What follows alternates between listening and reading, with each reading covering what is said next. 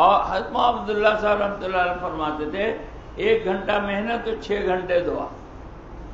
تو دعا مولانا الیاس صاحب اپنے زمانے میں کہتے تھے کہ دعا میں کمی ہے. اگر وہاں دعا میں کمی تھی تو آج دعا میں کتنی کمی.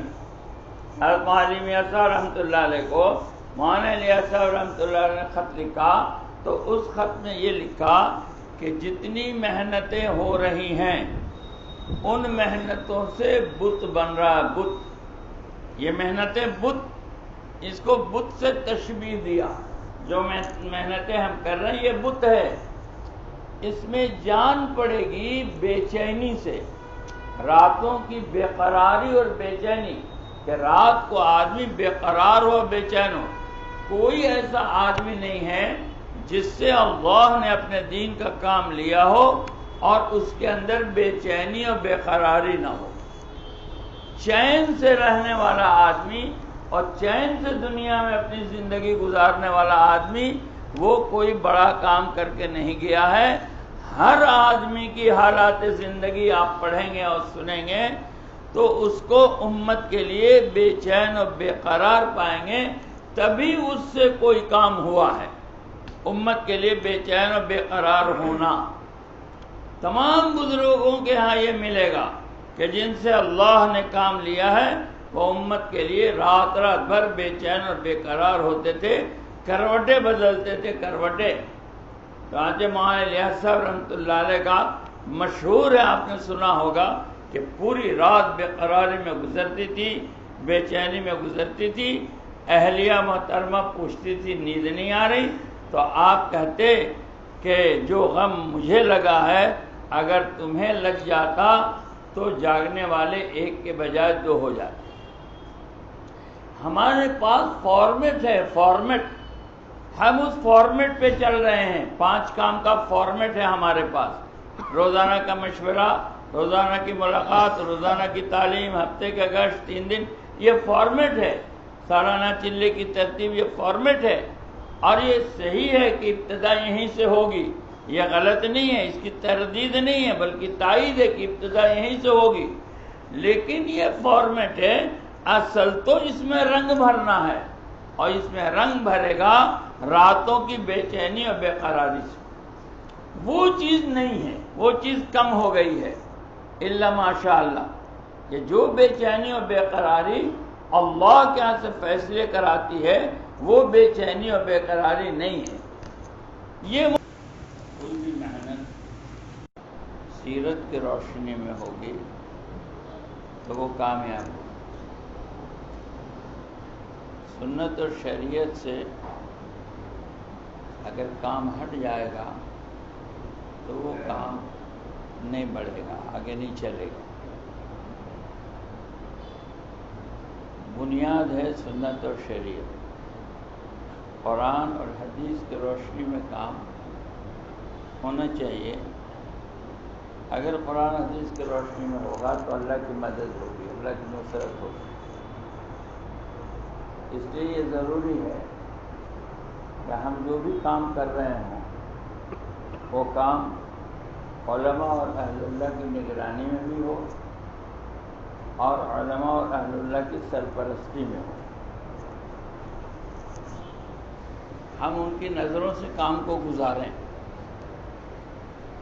اگر وہ کسی کمی پیشی پر وہ نشاندہی کریں تو ہم اس کو قبول کریں. اللہ تبارک و تعالیٰ اس کام کو قبول کرتے ہیں اور پسند کرتے ہیں جو کام علماء اور اہل اللہ کی نگرانی اور سرپرستی میں ہوتا ہے اور ان کی نظروں سے ہو کر گزرتا ہے. ان کی تائید پہلے اللہ دیکھتے ہیں. جس کام کے ساتھ علماء اور اہل اللہ کی تائید ہوتی ہے وہ کام آگے بڑھتا ہے. حضرت مولانا الیاس صاحب رحمۃ اللہ علیہ نے اپنے پورے دور میں اس بات کی کوشش کی کہ ہمارے اس کام کے ساتھ اس وقت کے علماء اور اہل اللہ کی تائید ہو جائے. تائید لینے کے لیے سفر کرتے تھے، جاتے تھے، اپنا کام پیش کرتے تھے، اپنا کام رکھتے تھے کہ یہ لوگ ہاں کہیں. کیونکہ علماء کو اور اہل اللہ کا قلب قرآن اور سنت کے نور سے منور ہوتا ہے، حق و باطل ان کو نظر آتا ہے، سمجھ میں آتا ہے۔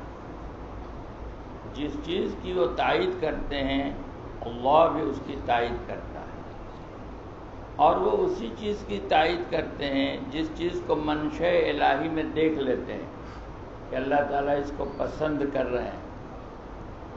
حضرت مولانا الیاس صاحب رحمۃ اللہ علیہ نے اس کے لیے بہت سفر کیا۔ علماء فرنگ محلی سے تائید لینے کے لیے مولانا الیاس صاحب لکھنؤ تشریف لے گئے، اس کا پورا واقعہ لکھنؤ تشریف لے گئے۔ کوئی کام جانتا نہیں تھا، کام کا خاکہ تو مولانا الیاس صاحب رحمۃ اللہ علیہ کے پاس تھا، عملی شکل کوئی بھی نہیں تھی تاکہ دکھایا جا سکے کہ یہ کام ہے۔ علماء کو اشکال تھا شروع میں، کیونکہ نام اس کا پڑ گیا تبلیغی جماعت، تو علماء کا اشکال تھا کہ تبلیغ ایک نازک امر ہے، عوام اس کو کیسے کرے گی؟ بے پڑھی لکھی عوام تبلیغ میں جاتی ہے، اگر یہ تبلیغ کرے گی تو دین کی شکل بگاڑ دے گی، دین کے بدلے میں بے دینی کی تبلیغ کرے گی۔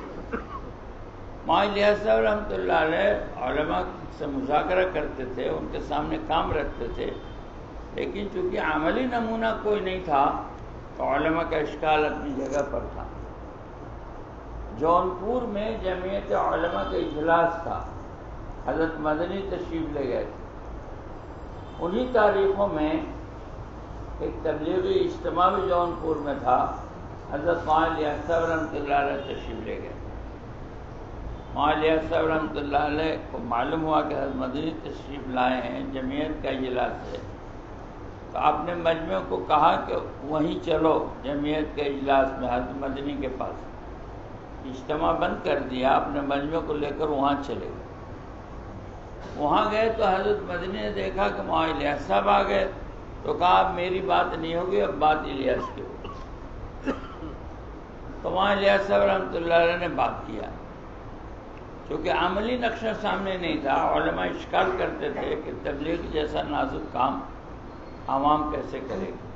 مولانا الیاس صاحب سمجھاتے تھے کہ اس کی شکل تبلیغ ہے، اصل یہ تمرین ہے، یہ تبلیغ کرتے نہیں ہیں، یہ دین کی بات، اس ایمان کی بات اور نماز کی بات، علم کی بات یہ اس لیے کرتے ہیں تاکہ ان کے اندر خود آ جائے، سیکھنے کے لیے کرتے ہیں بات، جیسے مدرسے میں تکرار ہوتی ہے۔ مولانا الیاس صاحب رحمۃ اللہ علیہ نے اس زمانے کے مفتی عالم مفتی کفایت اللہ صاحب رحمۃ اللہ علیہ کے پاس میواتیوں کو بار بار بھیجا تاکہ ان کے طرف سے تائید ہو جائے۔ مولانا آزاد صاحب کو خود دعوت نہیں دیا، بلکہ مولانا آزاد جہاں رہتے تھے وہاں پر ان کے باغ میں اور باورچی خانے میں کام کرنے والا جو عملہ تھا وہاں جماعتیں جا کے ان کو دعوت دیتی۔ جب وہ خدمت گزاروں کی زندگی میں دین آیا تو مولانا آزاد نے پوچھا ان لوگوں سے کہ تم لوگوں میں تبدیلی دیکھ رہے ہیں؟ تو ہاں، وہ مولانا الیاس صاحب کی ایک جماعت ہے، ہم لوگ اس میں جاتے آتے ہیں۔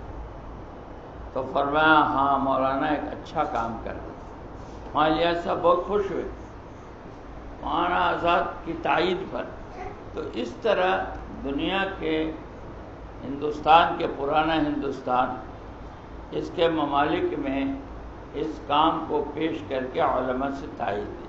پھر عرب گئے، عرب کے علماء کو جمع کیا، پھر عرب کے علماء کو جمع کر کے ان سے تائید لی کہ وہ تائید کریں کہ یہ کام حق ہے اور یہ کام سچ ہے۔ وہاں سے بھی تائید ہوئی کہ ہاں یہ کام حق ہے اور سچ ہے۔ پھر کام چلا۔ تو ہم جس شہر میں بھی ہیں، ہم عمرہ میں رہتے ہیں، ہم کوشش کریں کہ ہماری محنت کا ایک حصہ یہ بھی ہو کہ ہم علماء کرام کے پاس جائیں، ہم اہل اللہ کے پاس جائیں، مسجد کے جو ذمہ دار ہیں ان کے پاس جائیں، ان سے ملیں، ان سے رسم رسوخ پیدا کریں، ان سے باتیں کریں، تاکہ علماء کے سامنے یہ کام آوے۔ وہ جانتے ہیں کام کو، جب ہم جائیں گے تو ان کو لگے گا کہ ہاں یہ ہمارے پاس آئے۔ تو ہر شہر میں جو علماء و صلاح ہیں ان سے ملنا جلنا، ان سے بات کرنا، ان کے سامنے اپنی کارگزاری سنانا۔ الیاس صاحب رحمۃ اللہ علیہ فرماتے تھے علماء کی زیارت کو عبادت سمجھو، ان کے پاس دعا کے لیے جاؤ، متوجہ ہو تو کارگزاری سناؤ، ان کی تشکیل مت کرو۔ الیاس صاحب منع کرتے تھے کہ عوام علماء کی تشکیل کرے۔ عوام علماء کی تشکیل کرے گی تو کیا کہے گی کہ 10 سال تو آپ 12 سال آپ دین پڑھ کے آئے، اب تبلیغ میں کاہے کے لیے جائیں؟ تو بعض لوگ یہ کہہ دیا کرتے ہیں کہ 10 سال 12 سال مدرسے میں تو آپ نے قرآن سیکھا، اب ایمان سیکھنے جماعت میں چاہیے۔ یہ علماء کی بھی توہین ہے اور مدرسوں کی بھی توہین ہے کہ مدرسے میں ایمان نہیں سکھلایا جاتا۔ علماء کی تشکیل ہے، لیکن اس کی تشکیل کا طریقہ ہے اور انداز ہے۔ ایک تو ہے کہ ان کے اساتذہ کہیں کہ بھائی تم اللہ کے راستے میں جاؤ، یا تبلیغ کا کام ہوتا ہے اس کو کرو، جیسے دارالدیوبند والے کہتے ہیں، سہارنپور والے کہتے ہیں اپنے شاگردوں کو کہ بھائی تم جانا تو وہاں جماعت کا کام ہوتا ہے، اس میں جوڑنا، اس کو کرنا، سال کی بھی تشکیل کرتے ہیں، ان کا حق ہے، وہ استاد ہیں، کہتے ہیں۔ ہمارا شما کا کام نہیں ہے۔ ہمارے لیے یہ بتاتے ہیں کہ علماء کو اس کام میں شریک کرنے کے لیے آپ جماعت بنائیے، آپ علماء کے پاس لے جائیے، مسجد کے امام کے پاس لے جائیے، مدرسے کے محترم کے پاس لے جائیے، حضرت ہم بے پڑھے لوگ ہیں، ہماری یہ 3 دن کی چلے کی جماعت ہے، اگر آپ چلتے تو ہم آپ سے دین سیکھ لیں۔ یہ ان کی شان کے مطابق ہے کہ ہم یہ پیش کر رہے ہیں کہ ہم دین نہیں جانتے ہیں، آپ دین جانتے ہیں، آپ چل کے ہم کو دین سکھلائیے۔ اب وہ عذر کریں گے کہ میرے ذمے دینی کام ہے، دینی خدمات ہے، مسجد ہے، مدرسہ ہے، مکتب ہے، ہم کیسے چلے جائیں؟ وہاں الیاس صاحب رحمۃ اللہ علیہ کہتے تھے تمہارا دنیا چھوڑ کے نکلنا مشکل ہے، وہ دین چھوڑ کے کیسے نکلے؟ تو آپ ان کے سامنے پیش کرو کہ حضرت ایک نائب امام بحال کر لیجئے، جب آپ ہماری تعلیم و تربیت کے لیے جائیں گے تو نائب امام صاحب نماز پڑھائیں گے، اور نائب امام صاحب کی جو تنخواہ ہوگی وہ ہم لوگ دیں گے، مسجد پر کوئی بوجھ نہیں ہوگا۔ یا محتمم صاحب سے کہ مدرسے میں ایک اضافی استاد بحال کر لیجئے، جو استاد جماعت والوں کی تعلیم تربیت کے لیے باہر جائے، ان کے سبق کو یہ اضافی استاد پڑھا دیا کریں گے، اور یہ جو اضافی استاد ہوگا اس کی تنخواہ ہم لوگ دے دیں گے۔ تو تشکیل ہو گئی نہیں ہو گئی، اور عزت کے ساتھ ہوئی، احترام کے ساتھ ہوئی، اور واقعی یہ کوئی بناوٹی اور تصنع کی بات نہیں ہے۔ ہم دین نہیں جانتے، ہم دین نہیں جانتے، 4 مہینے میں دین نہیں آتا ہے، دین کی بنیادی باتیں آتی ہیں اور دین کا شوق پیدا ہوتا ہے۔ اگر یہ غلط فہمی ہو کہ 4 مہینہ لگا کر ہم دیندار ہو گئے تو یہ بہت بڑا دھوکہ ہے، بہت بڑا دھوکہ ہے۔ ظاہر میں ہم دیندار نظر آتے ہیں، ظاہر میں ہم نظر آتے ہیں دیندار، کہ چلے میں 4 مہینے میں ہماری ظاہری شکل و صورت سنت اور شریعت کے مطابق ہو جاتی ہے تو لوگ سمجھتے ہیں کہ یہ دیندار ہے، ہم بھی غلط فہمی سے سمجھنے لگتے ہیں کہ دیندار ہے، لیکن دین کی بنیادی باتیں بھی ابھی ہم کو معلوم نہیں ہیں۔ دعوت شوق اور فکر پیدا کرتی ہے، دعوت شوق پیدا کرتی ہے دین پہ چلنے کی، اور دعوت فکر پیدا کرتی ہے، اپنی آخرت کی بھی فکر پیدا کرے گی اور امت اور انسانیت کی بھی فکر پیدا کرے گی۔ دعوت فکر پیدا کرے گی، لیکن اس دعوت کو علم کی ضرورت پڑے گی۔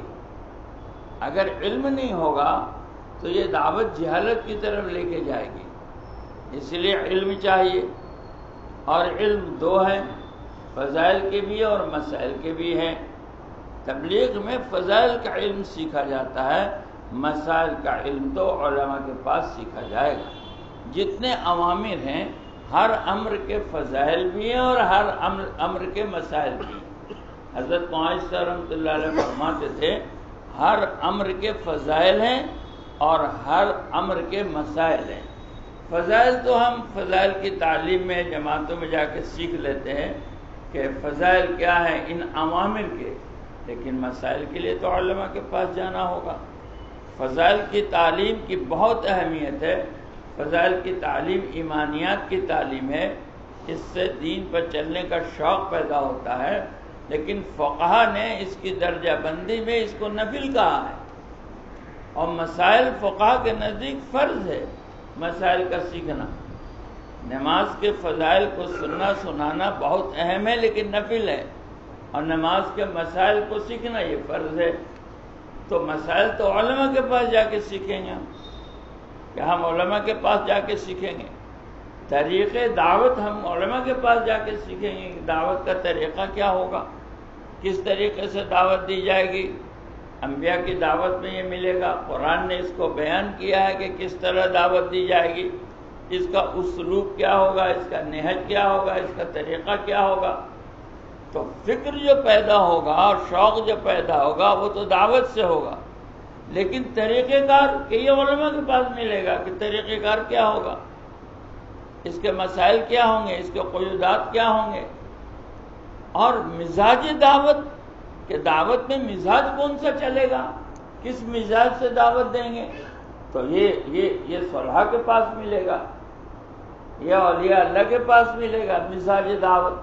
تو یہ تین چیزیں تین جگہ ہیں، دعوت، تعلیم، تزکیہ، کہ دعوت فکر پیدا کرے گی، شوق پیدا کرے گی، عظمت پیدا کرے گی، جذبہ پیدا کرے گی، لیکن کیسے کریں یہ علم سے ملے گا کہ کیسے کریں، قرآن بتائے گا کیسے کریں، نبی صلی اللہ علیہ وسلم کی زندگی بتائے گی کیسے کریں، طریقہ کیا ہوگا کرنے کا، اسلوب کیا ہوگا کرنے کا، پوری سیرت بتائے گی کہ نبی پاک صلی اللہ علیہ وسلم نے اور انبیاء علیہ السلام نے اس دعوت کے کام کو کیسے کیا، یہ سیرت بتائے گی، یہ سیرت سے ملے گا۔ اور مزاج کیا ہوگا دعوت میں، کس مزاج کے ساتھ، یعنی کن صفات کے ساتھ، صفات کیا ہونے چاہیے، کن صفات کے ساتھ دعوت کا کام ہوگا، تو یہ صفات پیدا ہوں گے اہل اللہ کے پاس۔ یہ تینوں چیزیں اگر ایک جگہ جمع ہے تو غنیمت ہے۔ ہم لوگ جب اپنے بزرگوں کے پاس جاتے تھے تو ایک ایک وقت میں وہاں علماء بھی تھے، صلحاء بھی تھے، وہ داعی بھی تھے، وہ اعلیٰ درجے کے عالمی سطح کے داعی بھی تھے، اور وہ بڑے درجے کے علماء بھی تھے اور بڑے درجے کے صلحاء بھی تھے۔ مجمع اتنا بڑھ گیا کہ بار بار وہاں جانا نہیں ہوتا، حالانکہ مولانا الیاس صاحب رحمۃ اللہ علیہ فرماتے تھے کہ اپنے اصل کی طرف بار بار لوٹتے رہو، اپنے اصل کی طرف بار بار لوٹتے رہو۔ یہ جو کام کو لے کے چلنے والا جو اگلا طبقہ ہے اس کی طرف بار بار لوٹتے رہو۔ تو اگر علم نہیں ہوگا تو جہالت کی تبلیغ ہوگی، ذکر نہیں ہوگا تو غفلت کے ساتھ تبلیغ ہوگی۔ علم اور ذکر کو مولانا الیاس صاحب رحمۃ اللہ علیہ نے دو بازو بتایا کہ جیسے چڑیے کے پرواز کے لیے دو بازو ہے، اسی طرح تبلیغ کے اس کام کو کرنے کے لیے علم بھی چاہیے، ذکر بھی چاہیے، اہل اللہ کی صحبت بھی چاہیے، جس سے مزاج نبوت کا پتہ چلے، نبوت والے صفات کا پتہ چلے کہ دعوت کے اندر ایک داعی کی صفات کیا ہونی چاہیے۔ اور مولانا الیاس صاحب کہتے تھے کہ علم نہیں ہوگا تو جہالت کی تبلیغ ہوگی، اور ذکر نہیں ہوگا تو غفلت کے ساتھ تبلیغ ہوگی۔ آگے ایک بات بہت اہم یہ کہتے تھے مولانا الیاس صاحب، وہ ہمارے غور سے سننے کی چیز ہے کہ اگر علم و ذکر ہوا اور دعوت نہیں ہوئی تو دین خصوص سے عموم میں نہیں جائے گا۔ یہ بہت سمجھنے کی بات ہے، علم بھی ہے اور ذکر بھی ہے اور دعوت نہیں ہے تو دین خصوص سے عموم میں نہیں جائے گا، بلکہ خصوص سے خصوص میں رہ جائے گا، طالب سے طالب میں رہ جائے گا۔ جب دین خصوص سے خصوص میں آنے جانے لگے گا اور خصوص سے عموم میں نہیں جائے گا تو دین پھیلے گا، اس کا پھیلنا بند ہو جائے گا۔ ایک زمانہ ایسا آئے گا کہ دین اس طرح سمٹ جائے گا جس طرح سے سانپ اپنے بل میں سمٹ جاتا ہے۔ دین سمٹتا کب ہے؟ دین سمٹتا اس وقت ہے جب طالب سے طالب میں جائے گا، جب خصوص سے خصوص میں جائے گا۔ 4% بچے اس وقت مدرسے میں، 96% بچے اسکول میں، 10-15% لوگ 20% لوگ بمشکل تمام مسجد میں ہیں، 80% لوگ مسجد سے باہر ہیں، تو بے طلب زیادہ ہیں یا طلب والے زیادہ ہیں؟ دیندار زیادہ ہیں یا بے دین زیادہ ہیں؟ تعداد کس کی زیادہ ہے؟ اگر دین سے منتقل ہو، دینداروں سے دینداروں میں منتقل ہو، تو یہ 80% مجمع کہاں جائے گا؟ تو کبھی دیندار نہیں بنے گا۔ 4% مدرسے والے ہیں، 96% اسکول کالج والے ہیں۔ دین جب مدرسے میں سمٹ کے رہ جائے گا، خانقاہوں میں سمٹ کے رہ جائے گا، تو یہ عوام میں جائے گا کیسے؟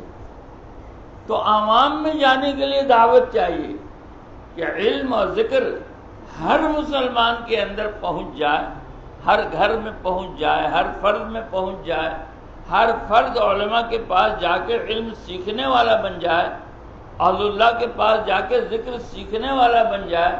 اس کی طلب اور تڑپ اور شوق ہر امت کے ہر فرد میں پیدا ہو جائے، اس کے لیے تو دعوت چاہیے کہ دعوت ہی اس کو لے کے گھر گھر جائے گی، یہ 2.5 گھنٹے کی ملاقات اس کو لے کے گھر گھر جائے گی، یا ہمارے گشت اس کو لے کے گھر گھر جائیں گے، گشت کرنے والا عملہ لے کے جائے گا۔ ہم جماعتوں میں نکل کر جو تعلیمی گشت کرتے ہیں، یہ اس کو لے کے جائے گا گھر گھر۔ آخر ہر گھر پر یہ پہنچے گا کیسے، اور ہر فرد پر پہنچے گا کیسے؟ اس کے لیے دعوت چاہیے۔ تو یہ لازم اور ملزوم چیز ہے۔ جیسے دعوت کے لیے علم و ذکر شرط ہے، ایسے ہی علم اور ذکر کو ہر فرد اور ہر گھر تک پہنچنے کے لیے دعوت شرط ہے۔ یہ دونوں لازم ملزوم ہیں۔ اگر دعوت ہوئی، علم و ذکر نہیں ہوا، تو یہ غفلت ہوگی، جہالت ہوگی۔ علم و ذکر ہے لیکن دعوت نہیں ہے، تو یہ خصوص سے خصوص میں رہے گا، یہ عموم میں نہیں پہنچے گا۔ اس لیے معالیہ صاحب رحمۃ اللہ علیہ کہتے تھے کہ میں یہ چاہتا ہوں کہ تعلیم تو حضرت تھانوی کی ہو، طریقہ کار میرا ہو۔ تعلیم حضرت تھانوی کی ہو، طریقہ کار میرا ہو، اور فرماتے تھے کہ میں یہ چاہتا ہوں کہ ہمارے اس کام کے ذریعے سے حضرت تھانوی کا علم گھر گھر تک پہنچ جائے۔ میرے اس کام کے ذریعے سے حضرت تھانوی کا علم گھر گھر پہنچ جائے۔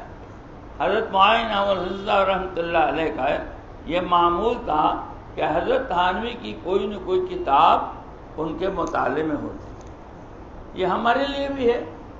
جن بزرگوں کی صحبت اب نہیں ملے گی، وہ دنیا سے چلے گئے، تو علماء نے لکھا ہے کہ ان کے قائم مقام ان کے ملفوظات ہیں، یا ان کے قائم مقام ان کی تصنیفات ہیں۔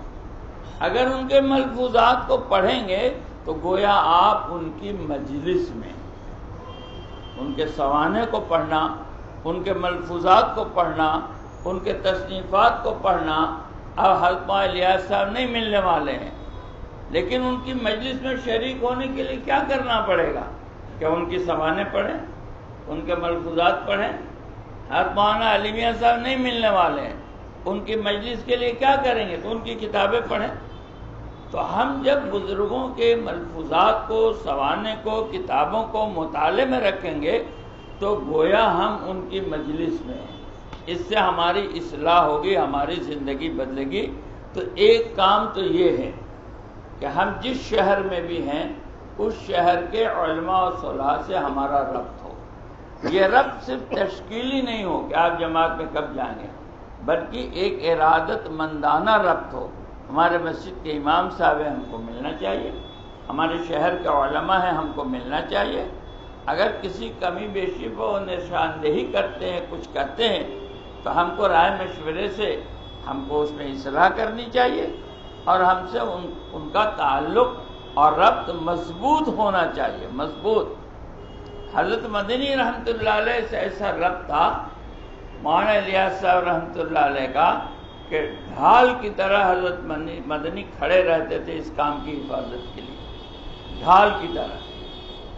شاگردوں نے ایک مرتبہ سوال کیا، تبلیغ کا کام کیسا ہے؟ حضرت نے کہا بہت اچھا ہے۔ حضرت مدنی نے تو شاگرد تو بے تکلف ہوتے ہیں، کہنے لگے آپ کیوں نہیں جاتے ہیں، آپ کیوں نہیں جاتے؟ حضرت نے فرمایا دیکھو یہ خبیث ہے نا، خبیث صورت، انگریزوں کے بارے میں کہا، کیونکہ آزادی کی لڑائی چل رہی، اگر ہم وہاں چلے جائیں گے تو یہ ابھی ننھا سا پودا ہے، ابھی سے اس کے پیچھے لگ جائیں گے. ہم اس لیے نہیں جاتے اس کے حفاظت کے خیال سے کہ یہ ذرا جڑ پکڑ لے، ذرا جڑ پکڑ لے یہ کام، ورنہ ابھی اس کے پھیرے میں پڑ جائیں. عمالیہ صاحب رحمۃ اللہ علیہ کہتے تھے حد مدنی کے بارے میں کہ یہ لوگ شیر ہیں، شیر کہ باطل کا مقابلہ سینہ تان کے کرتے ہیں. اپنی مثال تواضع سے دی کہ ہم ایسے ہیں جیسے لکڑی میں دیمک لگتا ہے، اندر اندر اندر اندر کھوکھلا کرتا ہے، پھر وہ دیمک اس لکڑی کو کھا لیتا اور لکڑی گر جاتی. ایک کام تو یہ کرنا ہے، اپنے شہر کے کام کو بڑھانے کے لیے علماء سے ملنا جلنا، ان کی تائید لینا، ان کو کام میں شریک کرنا، ان سے اچھے تعلقات ہونا، علماء کے ساتھ کھلانا پلانا پہنانا اڑانا ہدیہ تحفہ پیش کرنا، یہ اچھی بات ہے. لیکن اصل علماء کی عزت تعظیم یہ ہے کہ ان سے دین سیکھا جائے. اصل عزت ہدیہ دینا نہیں ہے، وہ بھی اچھا کام ہے، کرنا چاہیے، یہ بھی سنت ہے، شریعت ہے کہ علماء کے ساتھ اچھے بول بولے جائیں، ان کی خدمت کی جائے، اچھی بات ہے. لیکن اصل ان کی عزت یہ ہے کہ ان سے دین سیکھا جائے. حضرت ہم کو وضو بتا دیجئے، غسل بتا دیجئے، قرآن صحیح کرا دیجئے، ہم حج میں جانے والے ہیں حج سکھلا دیجئے، ہم تجارت کرنے والے ہیں تجارت سکھلا دیجئے، میری شادی ہونے والی ہے مجھے شادی کا دین سکھلا دیجئے، میں بوڑھا ہوا میری وراثت میرے بچوں میں تقسیم ہونے والی ہے مجھے وراثت کا دین بتا دیجئے. علماء کے پاس جا کے دین سیکھنا یہ اصل ان کی تعظیم ہے، ان کی عزت ہے، ان کی توقیر. ایک کام تو یہ. دوسرا کام یہ ہے کہ جس شہر میں ہم رہتے ہیں اس شہر میں با اثر لوگ ہوں گے. جو بھی با اثر لوگ ہیں وہ وقت دیں نہ دیں، چلا 4 مہینہ ہو سکتا ہے دے نہ دے، ہمارے کام کے طرف سے ان کا ذہن صاف رہے، ہمارے کام کے طرف سے ان کے ذہن میں کوئی الجھن نہ ہو یا کوئی غلط بات ان کے ذہن میں نہ ہو. تو ہمارے میں جو اس سطح کے لوگ ہیں جو ان کا ذہن صاف کر سکتے ہو، تو ایسے با اثر لوگوں سے مل کر ان کے ذہنوں کو اپنے کام کی طرف سے صاف کرنا کہ یہ نبوت والا کام ہے، یہ دعوت والا کام ہے. ہم کمزور ضرور ہیں، ہم نبوت والے صفات کے ساتھ متصف نہیں ہیں، ہمارے اندر بہت کمی ہے کمزوری ہے، لیکن کام انہی کا ہے. یہ اللہ کا کام ہے، اللہ کے رسول صلی اللہ علیہ وسلم کا کام ہے. ہم کرنے والے ان خوبیوں سے آراستہ نہیں ہیں، ہم کمزور ہیں، لیکن کام انہی کا ہے. اسی لیے اس کام کی جو تائید کرے گا اللہ کی تائید اس کے ساتھ ہوگی، جو اس کی مدد کرے گا اللہ کی مدد اس کے ساتھ ہوگی. کوئی اس کام کو کرے نہ کرے، کم کرے زیادہ کرے، لیکن جو اس کام کے مقابلے پر آئے گا اس کی دنیا بھی جائے گی آخرت بھی جائے گی. اس لیے کہ ہم سے آپ کا مقابلہ نہیں ہے، اس کا مقابلہ اللہ سے ہوگا، اس کا مقابلہ اللہ سے ہوگا. ابرہہ جب پہنچا تھا تو اس کا مقابلہ حضور صلی اللہ علیہ وسلم کے دادا سے نہیں ہوا، اس کا مقابلہ اللہ سے ہوا. تو جو بھی حق کے مقابلے پر آئے گا اس کا مقابلہ حق والوں سے نہیں ہوتا ہے، اس کا مقابلہ اللہ سے ہوتا ہے. بڑی سے بڑی طاقت اگر حق سے وہ ٹکرائے گی تو اللہ سے ٹکرائے گی، اللہ سے ٹکرا کے کوئی کامیاب نہیں ہو سکتا. آپ کام کم کریں زیادہ کریں نہ کریں، حصہ لیں نہ لیں، لیکن اس کے مقابلے پر نہ آئیں. اس کام کو سمجھیں، یہ کام ہم لوگ کسی سیاسی مقصد کے حصول کے لیے نہیں کر رہے ہیں، یہ کام ہم لوگ کوئی پارٹی بنانے کے لیے نہیں کر رہے ہیں، کوئی اپنی جماعت اور تنظیم اور تحریک چلانے کے لیے نہیں کر رہے ہیں. یہ کام آخرت بنانے کا کام ہے. ہم اس کام کو اپنی آخرت بنانے کے لیے کر رہے ہیں. ہم آپ کے سامنے اس لیے آئے ہیں کہ آپ کے سامنے اس کام کو رکھ دیں کہ یہ کام ہے نبی کا. آپ جتنا ساتھ دینا چاہے ساتھ دیں، نبی صلی اللہ علیہ وسلم کی دعائیں آپ کے ساتھ ہوں گی، اللہ کی رحمت ساتھ ہوگی. تو جو شہر کے خواص ہیں اور بااثر لوگ ہیں ان کا ذہن اس کام کی طرف سے صاف ہو، اس کے لیے ان سے مل کر ان کے ذہن کو صاف کرنا. ایک کام تو یہ، اس سے کام میں جماؤ مضبوطی آئے گا، اب چاہے وہ ساتھ دیں نہ دیں۔ تیسرا کام کہ شہر کے اندر ایک طبقہ ہے جو اپنا دین بھولا ہوا ہے، اس میں کم پڑھے لکھے لوگ بھی ہیں، زیادہ پڑھے لکھے لوگ بھی ہیں۔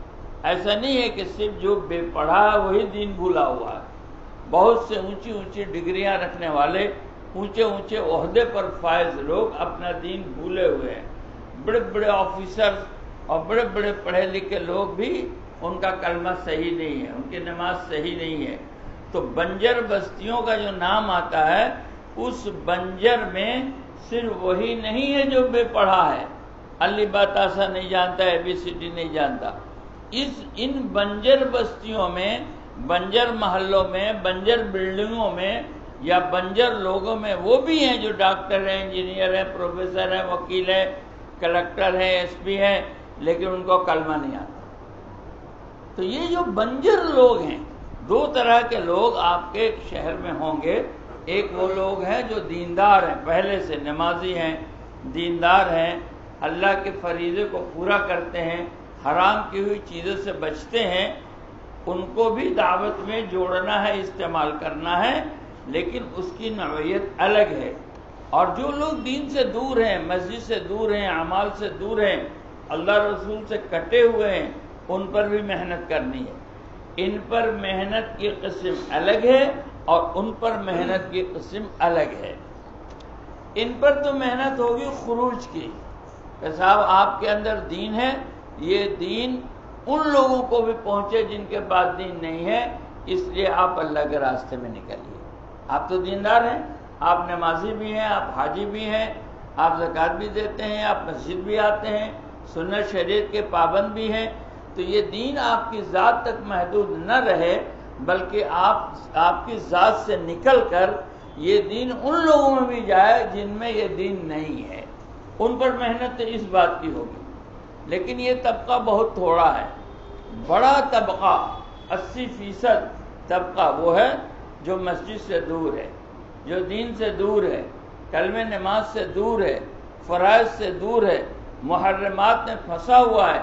اصل اس دعوت کا موضوع وہ ہے، اصل مقصد وہ ہے، وہ مختلف طبقوں میں بٹا ہوا ہے، مختلف طبقوں میں۔ اور یہ تو ایسی جگہ ہے جہاں ایک ایک طبقے میں کئی ہزار لوگ ہیں۔ یہاں رکشہ والے کھوجیں گے تو کئی ہزار، 9,000 10,000 رکشہ والے ہیں، 6,000 7,000 مسلمان ہیں۔ یہاں ٹیچر کھوجیں گے تو کئی ہزار، جی یہاں پر چھوٹے چھوٹے کام کرنے والے کھوجیں گے تو کئی ہزار۔ تو یہاں کئی ہزار لوگ ایسے ملیں گے جو مختلف طبقوں میں بٹے ہوئے ہیں، اور ان کا تعلق مسجد سے نہیں ہے، ان کا تعلق دین سے نہیں ہے، یہ ارتداد کے بہت زیادہ قریب ہیں۔ ان میں دین نہیں ہے تو ان کے گھر میں بھی دین نہیں ہے، ان کے گھر کا ماحول بھی بگڑا ہوا ہے، عورتیں بھی آزاد ہیں، مرد بھی آزاد ہیں، جوان بھی آزاد ہیں، بوڑھے بھی آزاد ہیں، یہ آزادی کی زندگی گزار رہے ہیں، یہ ارتداد کے دہانے پر ہیں۔ ان پر محنت کرنا اصل ہمارا کام ہے، کیونکہ حضرت مولانا الیاس صاحب رحمۃ اللہ علیہ نے اس کام کو شروع کیا تھا تو اس کی بنیاد یہ بنی تھی کہ اس زمانے میں 1916 17 18 20 میں اس علاقے میں، ہریانہ پنجاب کے علاقے میں اور پچھمی یو پی کے علاقے میں جہاں کے رہنے والے تھے مولانا الیاس صاحب، مظفر نگر کا علاقہ، آگرہ کا علاقہ، ہاتھرس کا علاقہ، آج بھی ہاتھرس وغیرہ آج بھی اس کا شکار ہے کہ وہاں شدی تحریکیں چل رہی تھی اور مسلمانوں کے ایمان کا سودا کیا جا رہا تھا۔ تو حضرت مولانا الیاس صاحب رحمۃ اللہ علیہ نے اس کام کو شروع کیا ارتداد کے مقابلے پر۔ اسی لیے فرماتے تھے کہ میں نے اس کا کوئی نام نہیں رکھا، اگر میں اس کا کوئی نام رکھتا تو تحریک ایمانی رکھتا، تحریک ایمانی، اور اس کو تجدید ایمان کا کام کہتے تھے کہ اپنے ایمان کی تجدید کر لیا کرو، اپنے ایمان کو تازہ کر لیا کرو۔ عرب کے علماء کے پاس مولانا نے اس کام کو پیش کیا تو یہی کہہ کے پیش کیا کہ آپ بتائیے، سوال کیا مولانا نے، اور ان سے پوچھا عرب علماء سے کہ آپ بتائیے مسلمانوں کی تعداد اس دنیا میں جتنی ہے صحابہ سے کم ہے یا زیادہ ہے؟ تو انہوں نے کہا زیادہ ہے۔ پھر آپ نے پوچھا کہ مساجد اس زمانے سے زیادہ ہیں کہ کم ہیں؟ تو نہیں، اس زمانے سے بہت زیادہ ہیں۔ علماء اور حفاظ اس زمانے سے زیادہ ہیں کہ کم ہیں؟ تو بہت زیادہ ہیں۔ مدارس مکاتب اس زمانے میں سے زیادہ ہیں کہ کم ہیں؟ تو بہت زیادہ ہیں۔ مسلمانوں کے پاس مال دولت حکومت اس زمانے سے زیادہ ہے کہ کم ہے؟ تو بہت زیادہ ہے۔ اب مولانا نے سوال کیا پھر مسلمان پوری دنیا میں اتنے پست کیوں ہیں، بے یار و مددگار کیوں ہیں، پھر اس طرح سے ان پر ذلت کیسے چھائی ہوئی ہے، اس کی وجہ کیا ہے؟ تو کوئی اس کا جواب نہیں دے سکا۔ لوگوں نے مولانا ہی سے پوچھا کہ آپ ہی بتا دیجئے کیا جواب ہے۔ تو مولانا نے فرمایا اس کی وجہ ضعف ایمانی ہے، ایمان میں کمزوری ہے، ایمان میں ضعف ہے۔ ایمان میں ضعف ہونے کی وجہ سے تمام دنیا کے اسباب و وسائل ہونے کے باوجود مسلمان ڈرا ہوا ہے، سہما ہوا ہے، گھبرایا ہوا ہے، ذلت میں ہے، پشیمانی میں ہے۔ اس کی وجہ ایمان کی کمزوری ہے۔ اس لیے اس کام کی بنیاد مولانا نے اس پر رکھی ہے۔ اور مولانا یہ کہتے تھے کہ یہ جو مسلمانوں میں علم کے اعتبار سے جو غریب ہے یا مال کے اعتبار سے جو غریب ہے، اس کے ارتداد کا زیادہ خطرہ ہے۔ جو جہالت اور غربت یہ دو اسباب ہیں ارتداد کے۔ جاہل ہوگا تو تھوڑی سی لالچ میں اپنا دین بیچ دے گا، اور غریب ہوگا تو تھوڑے سے کام کے لیے اپنا دین بیچ دے گا۔ اس لیے جہالت اور غربت یہ ارتداد کے اسباب ہیں۔ تو مولانا کہتے تھے کہ ان پر اصل محنت ہے، ان پر محنت کرو۔ اس کا مطلب ہمارے یہاں کے مسکین اور فقیر صرف ہو نہیں، بلکہ اونچے اونچے تنخواہوں میں اور اونچے اونچے ڈگریوں میں رہنے والے بھی اپنا کلمہ بھولے ہوئے ہیں، اپنا دین بھولے ہوئے ہیں۔ جو اپنا دین بھول گیا ہے وہ ہماری محنت کا اصل میدان ہے۔ کسی نہ کسی نوعیت سے جو دین پر ہے اس کو تو ہم استعمال کریں گے کہ اپنا دین سفر کر کے جا کے جہاں دین نہیں ہے وہاں پہنچاؤ۔ دینداروں سے تو یہ کہنا ہے، کیونکہ مولانا کہتے تھے کہ ہم نے یہ کام کے بارے میں کہ یہ ہمارا کام دھوبی گھاٹ ہے، ہمارے ہاں صاف کپڑے نہیں آئیں گے، ہمارے ہاں میلے کپڑے آئیں گے، بلکہ کہتے تھے کہ ہمارے ہاں حیض و نفاس کے کپڑے بھی آئیں گے، میلے کپڑے ہمارے ہاں آئیں گے، صاف کپڑے نہیں آئیں گے۔ تو ہمارا کام ان لوگوں میں ہے جو دین بھولے ہوئے ہیں۔ ایسے لوگوں کو تلاش کرنا ہے، گھروں میں، جھگیوں میں، جھوپڑیوں میں، سڑکوں میں ایسے لوگوں کو تلاش کرنا ہے کہ وہ کون سا طبقہ ہے جو اپنا دین بھولا ہوا ہے، اس کو دین یاد دلا دینا۔ ہو سکتا ہے کہ بہت جلدی وہ اعمال پہ نہ آوے، بہت جلدی نماز پہ نہ آوے، بہت جلدی فرائض پہ نہ آوے، ہو سکتا ہے بہت جلدی بہت سی برائیاں نہ چھوڑے، لیکن اگر ایمان کا مذاکرہ کر کے اس کے ایمان کو ہم نے تازہ کر دیا تو ارتداد سے بچ جائے گا۔ امام ابو حنیفہ رحمۃ اللہ علیہ فرماتے ہیں کہ 99 علامتیں آدمی میں کفر کی ہو اور ایک علامت ایمان کی ہو تو ایمان والا ہے۔ حضرت مولانا علی میاں صاحب رحمۃ اللہ علیہ سے ایک صاحب نے کہا، ہمارے جاننے والے ہیں، پڑھے لکھے آدمی ہیں اور دنیا کے اعتبار سے بڑے آدمی ہیں، حضرت مولانا علی میاں سے کہنے لگے لکھنؤ میں کہ حضرت مسلمان بہت میلا کچیلا گندا اور غریب اور فقیر اور جاہل ہے۔ تو مولانا کی آنکھوں میں آنسو آ گئے اور مولانا نے کہا کہ ڈاکٹر صاحب اس حالت میں بھی یہ مسلمان اپنے ایمان کو سنبھالے ہوئے، اس کو آپ کم سمجھتے ہیں؟ دوسری قوم ہوتی تو مرتد ہو گئی، دوسری قوم ہوتی تو اس جہالت اور اس غفلت اور اس گندگی میں اور اس غربت میں اپنا دین چھوڑ دی ہوتی۔ اس کو غنیمت سمجھیے کہ اس حال میں بھی یہ مسلمان اپنے ایمان کو تھامے ہوا ہے۔ تو یہ جو ہمارے علاقے میں ایسے لوگ ہیں جو اپنے ایمان کو تھامے ہوئے ہیں، حالانکہ زندگی کے اسباب ان کے پاس بہت تھوڑے ہیں، یہ ہماری محنت کے اصل میدان ہیں۔ ان کے پاس جانا اور ان کو سمجھا بجھا کر ان کے ایمان کو تازہ کرنا، ان سے کلمے کا مذاکرہ کرنا، اور پھر ان کو تھوڑی تھوڑی قربانیوں کے لیے تیار کرنا۔ اگر یہ 1 دن 2 دن 3 دن کے لیے بھی تیار ہوتے ہیں تو یہ غنیمت بات ہے کہ تھوڑے تھوڑے وقت کے لیے یہ اللہ کے راستے میں نکل رہے ہیں۔ تو یہ کام اصل کام ہے ہمارا، ان طبقوں میں محنت کرنا۔ ایک تو علماء کو مطمئن کرنا، جو میں نے پہلی بات کہی، دوسرے جو خواص ہیں ان کو مطمئن کرنا کہ ان کے پاس جا کے کوئی غلط پیغام پہنچاوے، غلط بات کہے تو ان کا ذہن ہماری طرف سے صاف ہو کہ یہ سیدھے سادے لوگ ہیں، صاف ستھرے لوگ ہیں، یہ زمین کے اندر کی بات کرتے ہیں، آسمان کے اوپر کی بات کرتے ہیں، ان کو کوئی واسطہ نہیں ہے دنیا کے معاملات سے اور دنیا کی چیزوں سے، یہ یکسو ہیں اپنے کام کی طرف۔ تو اس طرح سے جو خواص ہیں ان کا ذہن مطمئن ہونا چاہیے، اور اصل کام ہمارا تو ان میں ہے۔ یہ جو 80% لوگ مسجد سے باہر ہیں، دین سے دور ہیں، اصل کام ان میں ہے۔ ہم کو ان میں اپنی محنت کا میدان بنا کے ان میں کام کرنا ہے۔ اور اس سے آگے کی بات کہ ایک اور چیز کہ اصل ہماری اپنی زندگی کا بننا ہے، ہماری اپنی زندگی کا بننا ہے۔ اس کام کا مقصود اپنی ذات کو اللہ سے جوڑنا ہے اور اس تعلق کو مضبوط کرنا ہے۔ محنت تو ہوگی عوام میں اور نتیجہ دیکھا جائے گا اپنے میں، محنت عوام میں اور نتیجہ اپنے میں، کہ اس محنت کے ذریعے یا اس محنت کے بدلے میں میری زندگی میں کیا تبدیلی آئی، میری زندگی میں اللہ کی عظمت، اللہ کی محبت، اللہ کا تعلق کتنا آیا۔ اللہ کی محبت جب اندر میں آئے گی تو اس کی لذت محسوس ہوگی، لذت، وہ لذت پھر اعمال میں نظر آئے گی، پھر نماز میں وہ لذت نظر آئے گی، ذکر میں وہ لذت نظر آئے گی، تلاوت میں وہ لذت نظر آئے گی، دعاؤں میں وہ لذت نظر آئے گی۔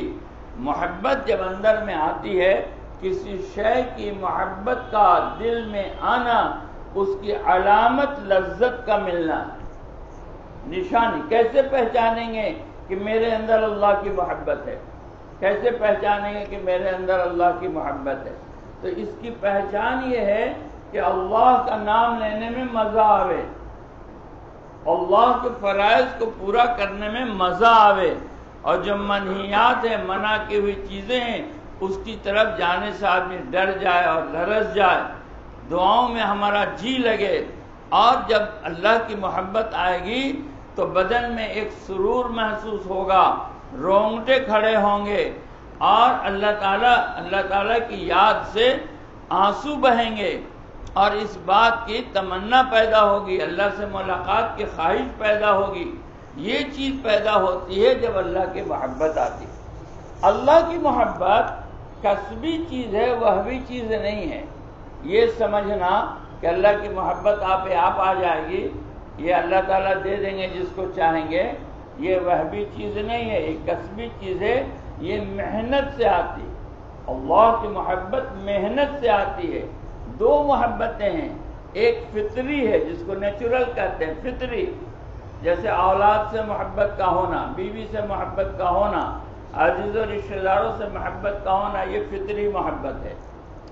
فطری محبت تو اس میں ٹھہراؤ نہیں ہے، وہ آئے گی چلی جائے گی، کم ہوگی زیادہ ہوگی حالات کے اعتبار سے۔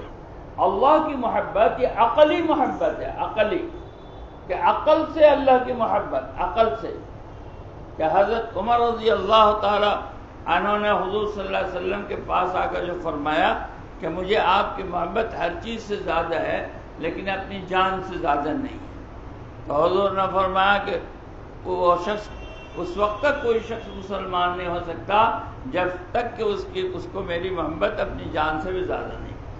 کہا تو عمر نے فرمایا اب آپ کی محبت مجھے اپنی جان سے بھی زیادہ ہے۔ تو حضور نے فرمایا الآن یا عمر، کہ یہ بات اب پیدا ہوئی تو پہلے سے پیدا ہونی چاہیے تھی۔ تو یہ محبت فطری نہیں ہے، یہ محبت عقلی ہے۔ تو یہاں جو بات ہو رہی ہے وہ عقلی محبت کی بات ہو رہی ہے، عقل سے، کہ عقل سے آدمی اللہ سے محبت کرے۔ تو اللہ سے محبت جب ہوگی تو اس کی علامتیں ہیں، نشانیاں ہیں. کیسے پتہ چلے گا کہ اللہ کی محبت ہو گئی؟ تو پتہ اس سے چلے گا کہ جب اللہ سے محبت ہوگی تو آدمی کو اللہ کا نام لینے میں، اللہ کے حکموں کو پورا کرنے میں لذت محسوس ہوگا، لذت محسوس ہوگا اور سرور ہوگا. رونگٹے کھڑے ہو جائیں گے، آنکھوں سے آنسو جاری ہو جائیں گے جب اللہ کے کسی حکم کو پورا کرے گا، یا اللہ کے کلام کی تلاوت کرے گا، یا اللہ کا ذکر کرے گا، یا اللہ کا نام کوئی اس کے سامنے لے گا. حضرت ابراہیم علیہ السلام کے پاس فرشتے آئے اور بکریاں چرا رہے تھے، اور فرشتے نے ایک بار اللہ کہا تو وجد میں آ گئے، ادھر ادھر دیکھنے لگے، میرے اللہ کا نام کس نے لیا، میرے اللہ کا نام کس نے لیا؟ تب فرشتہ حاضر ہوا انسانی شکل میں کہ میں نے لیا. کہا کہ ایک بار اور لے لو. کہا نہیں. کیا دو گے؟ تو کیا لوگے تم؟ کہا یہ بکریاں آدھی دے دو. کہا لے لو آدھی بکری، لیکن میرے اللہ کا نام ایک بار لے لو. اب فرشتے نے پھر اللہ کہا، اللہ کا نام لیا، پھر وجد میں آ گئے. اس سے کہنے لگے اچھا ایک بار اور لے لو. کہا اب کیا دو گے؟ کہا وہ جو آدھی بکریاں بچی ہے وہ دے دو. تو آدھی بکریاں دے دیا. اس فرشتے نے کہا اللہ. اب وجد میں آ گئے، کہنے لگے ایک بار اور لے لو اللہ کا نام. کہا اب کیا دو گے؟ کہا ان بکریوں کو چرانے کے لیے چرواہا چاہیے، تو میں تمہارا غلام بن جاؤں گا، ان کو چراؤں گا. پھر اللہ کی طرف سے اور فرشتے نے پھر کہا کہ میں اللہ کا بھیجا ہوا ہوں، میں فرشتہ ہوں، میں کوئی انسان نہیں ہوں. اللہ نے بھیجا تھا یہ دیکھنے کے لیے کہ اللہ سے فرشتوں میں بات چلی تھی کہ ابراہیم کو اللہ سے کیسی محبت ہے. تو اس محبت کو دیکھا گیا کہ ابراہیم کو اللہ سے کیسی محبت ہے. اس کام کے مقاصد میں سے ایک مقصد یہ ہے کہ میرا تعلق میرے اللہ سے مضبوط ہو، اور یہ ظاہر ہوگا اعمال سے. بنیادی بات یہ کہ اعمال کہ فرائض کا اہتمام کتنا ہے، حرام کی ہوئی چیزوں سے ہم کتنا بچتے ہیں، منہیات سے کتنا بچتے ہیں، اور اللہ کے حکموں کو پورا کتنا کرتے ہیں، یہ چیز اللہ کے تعلق کو بتائے گی. اس کے بعد سے جو شریعت کے احکامات ہیں کہ سنت کے مطابق زندگی کا گزارنا، ایک تو فرائض کی پابندی کرنا، منع کی ہوئی چیزوں سے بچنا، پھر سنت کے مطابق زندگی گزارنا. اللہ کے اوامر کو حکم سمجھ کے پورا کرنا یہ ایک درجہ ہے، اور اللہ کے اوامر کو اللہ کی محبت سے پورا کرنا یہ دوسرا درجہ ہے. ایک درجہ تو یہ ہے کہ حکم سمجھ کے کہ نماز اللہ کا حکم ہے میں پورا کرتا ہوں، روزہ اللہ کا حکم ہے میں پورا کرتا ہوں، فلاں چیز اللہ کا حکم ہے پورا کرتا ہوں. حکم کو بھی پورا کر رہا ہے، اور حکم کے ساتھ ساتھ دل میں اللہ کی محبت ہے. جیسے باپ کی بات آدمی حکم سمجھ کے مانتا ہے، اور ماں کی بات آدمی ماں کی مانتا اور محبت کی وجہ سے مانتا ہے. تو محبت کی وجہ سے اللہ کی بات ماننا کہ اللہ کی محبت کی وجہ سے ہم بات مانتے. اسی طرح اللہ کے رسول صلی اللہ علیہ وسلم کی جو سنتیں ہیں وہ حضور کی محبت کو سامنے رکھ کے اس پر عمل کرنا. یہ میرے نبی کی سنت ہے، یہ مجھے جان سے بھی زیادہ عزیز ہے، جان سے بھی زیادہ مجھے اس سے محبت ہے. میں اپنے نبی کی سنتوں کو ادا کر رہا ہوں. ہر سنت کو ادا کرنا محال ہے، لیکن جو کریں سنت کے مطابق کریں، نبی پاک صلی اللہ علیہ وسلم کی محبت کو سامنے رکھ کے کریں، تو اس سے اللہ کے رسول صلی اللہ علیہ وسلم کی محبت دل کے اندر آئے گی، اور اللہ کے حکموں کو اللہ کی محبت سے پورا کریں گے تو اللہ کا استحضار پیدا ہوگا، اللہ کا دھیان پیدا ہوگا، اخلاص والی نیت پیدا ہوگی کہ ہم اللہ کی محبت سے کر رہے ہیں. تو ان عملوں کی قیمت ہوگی، ان عملوں کی قیمت ہوگی، اور جب ان عملوں کی قیمت ہوگی تو اللہ کے ہاں اعمال نامے کے ترازو پر وہ بھاری و وزنی ہوں گی، اور پھر اس سے زمین پر اللہ کے فیصلے حق والوں کی حمایت میں ہوتے ہیں. حق والوں کی صرف محنت سے فیصلہ نہیں ہوتا، بلکہ محنت کے بعد جو عاجزی اور انکساری کی جاتی ہے اس سے فیصلہ ہوتا ہے. اس لیے مولانا الیاس صاحب رحمۃ اللہ علیہ یہ فرماتے تھے کہ محنت ایک چھٹا اور دعا ایک من. محنت ایک چھٹا، اس کا تناسب بتاتے تھے، ریشیو، کہ کتنا محنت کتنی دعا، کہ محنت ایک چھٹا اور دعا ایک من. اور حضرت عبداللہ صاحب رحمۃ اللہ علیہ فرماتے تھے 1 گھنٹہ محنت تو 6 گھنٹے دعا. تو دعا مولانا الیاس صاحب اپنے زمانے میں کہتے تھے کہ دعا میں کمی ہے. اگر وہاں دعا میں کمی تھی تو آج دعا میں کتنی کمی ہے. حضرت مولانا میاں صاحب رحمۃ اللہ علیہ کو مولانا الیاس صاحب رحمۃ اللہ علیہ نے خط لکھا تو اس خط میں یہ لکھا کہ جتنی محنتیں ہو رہی ہیں ان محنتوں سے بت بن رہا ہے. بت، یہ محنتیں بت، اس کو بت سے تشبیہ دیا. جو محنتیں ہم کر رہے ہیں یہ بت ہے، اس میں جان پڑے گی بے چینی سے، راتوں کی بے قراری اور بے چینی، کہ رات کو آدمی بے قرار ہو، بے چین ہو. کوئی ایسا آدمی نہیں ہے جس سے اللہ نے اپنے دین کا کام لیا ہو اور اس کے اندر بے چینی اور بے قراری نہ ہو. چین سے رہنے والا آدمی اور چین سے دنیا میں اپنی زندگی گزارنے والا آدمی وہ کوئی بڑا کام کر کے نہیں گیا ہے. ہر آدمی کی حالات زندگی آپ پڑھیں گے اور سنیں گے تو اس کو امت کے لیے بے چین اور بے قرار پائیں گے، تبھی اس سے کوئی کام ہوا ہے.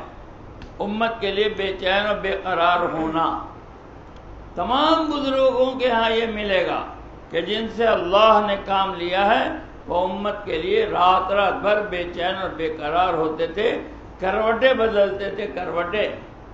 تو آج مولانا الیاس صاحب رحمۃ اللہ علیہ کا مشہور ہے، آپ نے سنا ہوگا کہ پوری رات بے قراری میں گزرتی تھی، بے چینی میں گزرتی تھی.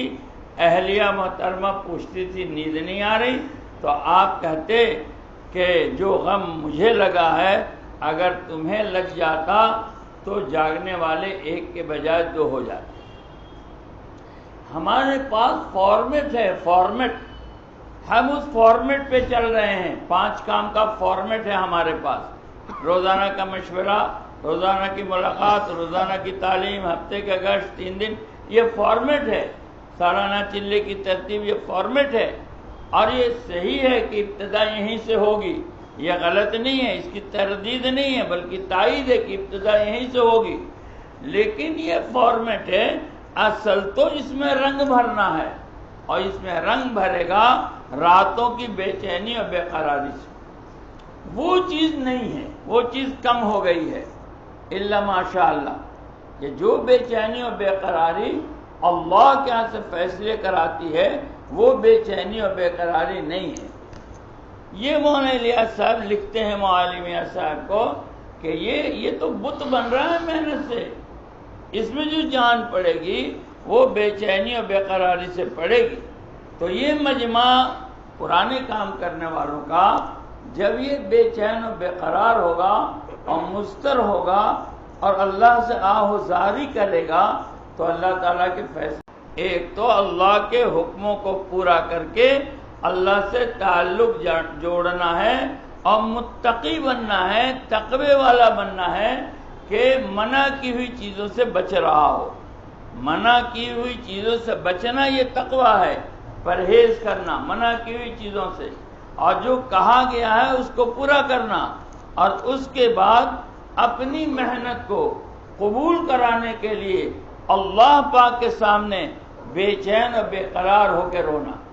صرف اسباب کے طور پر صرف ہم نکل رہے ہوں، یہ نکلنا بہت اچھی بات ہے، لیکن اس کی قبولیت کے لیے بے چین اور بے قرار ہونا اس سے اچھی بات ہے. جو شہر کا دل بدلے گا اور شہر کا مزاج بدلے گا اور اللہ کی غیبی تائیدات ہمارے ساتھ ہوں گی، جو ہم کو ہمت ہماری کمزور ہو رہی ہے شہر کے احوال کو دیکھ کر اور اپنے محنت کے ضعف کو دیکھ کر، جو ہمتیں پست ہوتی ہیں اس کا علاج بے چینی اور بے قراری ہے، تاکہ اللہ کی مدد اترے، اللہ کی نصرت اترے. جب اللہ کی مدد اور نصرت اترے گی تو فیصلے ہوں گے اور بڑے بڑے دل عدل بدل جائیں گے، الٹ پلٹ جائیں گے. ایک بات یہ ہے کہ جو کچھ بھی ہم کو ہوتا ہوا دکھائی دے رہا ہے یہاں سے نہیں ہو رہا ہے، یہ وہاں سے ہو رہا ہے جہاں سے ہوتا ہوا دکھائی نہیں دے رہا ہے۔ ہم یہ اگر سمجھ رہے ہیں کہ جن اسباب کو ہم نے اختیار کیا ہے یہی اسباب فیصلہ کریں گے، ایسا نہیں ہے، بلکہ سبب ہے۔ اسباب کیا ہے اس کو سمجھیں ہم، اسباب کیا ہے؟ اللہ کے فیصلہ کرنے کی جگہ ہے اسباب، وہاں سے اللہ کا فیصلہ نکلتا ہے، وہاں ہے نہیں کچھ، وہاں سے اللہ کا فیصلہ نکلتا ہے۔ ہدایت ہماری محنتوں میں نہیں ہے، بلکہ ہماری محنتوں کے اندر سے ہدایت نکلتی ہے اللہ کے امر سے۔ اصل اللہ کے اوامر ہیں، اللہ کا امر ہے، اللہ کا حکم ہے۔ جیسے درخت کے اندر پھل نہیں ہے، بلکہ پھل کہاں ہے کہ اللہ کے امر میں۔ اللہ درخت کو حکم دیتا ہے تو وہ پھل دیتا ہے۔ گائے کے اندر دودھ نہیں ہے، دودھ تو اللہ کے امر میں ہے، اللہ کے حکم میں ہے۔ تو اسباب یہ اللہ کے حکموں کے ظاہر کرنے کے مقامات ہیں، ہے نہیں اس میں کچھ۔ اللہ کے حکموں کے ظاہر کرنے کے مقامات ہیں اسباب۔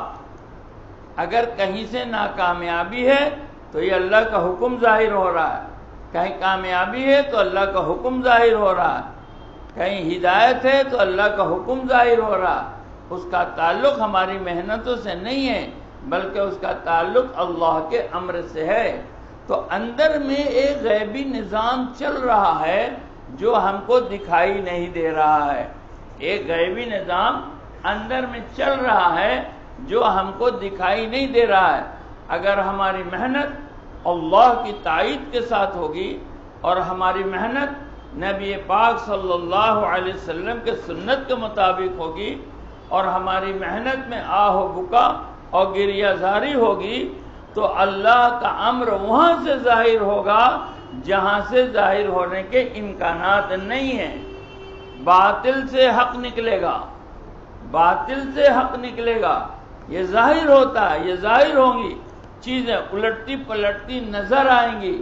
اگر محنت کا رخ صحیح ہے، سنت اور شریعت کے مطابق ہے اور ہمارا تعلق اللہ سے صحیح ہے اور ہم گریہ زاری کر رہے ہیں تو پھر اللہ کا امر ظاہر ہوگا اور وہ امر یہ بتائے گا کہ اللہ نے کیا فیصلے کیے۔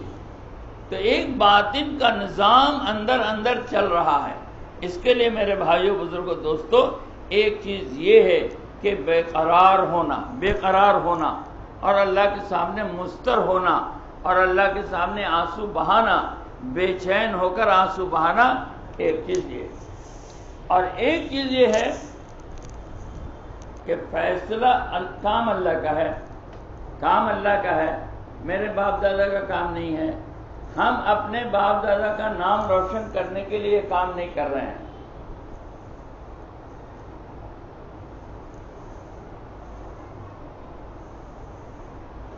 ہم یہ کام اپنے باپ دادا کا نام روشن کرنے کے لیے نہیں کر رہے، نہ ہم یہ کام نام کے لیے کر رہے ہیں، نہ دام کے لیے کر رہے ہیں، نہ مقام کے لیے کر رہے ہیں۔